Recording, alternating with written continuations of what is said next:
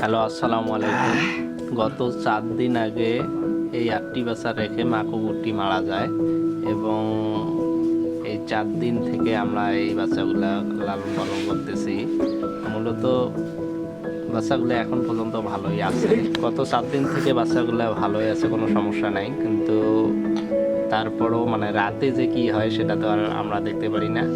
আর গতকাল যে পাবনা একটা কাহিনী দেখলাম, 8টি বাচ্চা বস্তায় পড়ে পুকুরে ফেলাই দিয়ে মারা হয়। তা আমরা চাচ্ছি, যেহেতু আমাদের এখানে 8টি বাচ্চা আছে এবং ওই মায়ের 8টি বাচ্চা পানিতে ফেলাই দিয়ে মারা হয়, যদি ওই কুকুরটাকে এখানে আনা বা এই 8টি বাচ্চা ওখানে নিয়ে যাওয়া যদি কোনো ব্যবস্থা করা যায়, তাহলে হয়তো এই বাচ্চাগুলি ভালোভাবে বাঁচতে পারবে। কারণ এখানে যতই আমরা খাওয়াই বা যত্ন নেই, রাতের বেলা তো আমরা থাকি না। শীতে এখন কি অবস্থায় থাকে, কেমন থাকে, সেটা তো আমরা আর আঁচ করতে পারি না। তাই যদি কোনো মাধ্যমে ওই সন্তান হারা কুকুরটিকে যদি এখানে আনার ব্যবস্থা করা যায় বা এখান থেকে বাচ্চাগুলো ওখানেই পদার্পণ করা বা নিয়ে যাওয়া যায়, তাহলে হয়তো অনেকটা ভালো হবে। আর এই কুকুর এই 4 দিন ধরে আমার ভাইস্তা আসিফ মূলত 2 বেলা, সকালে 1 বেলা এবং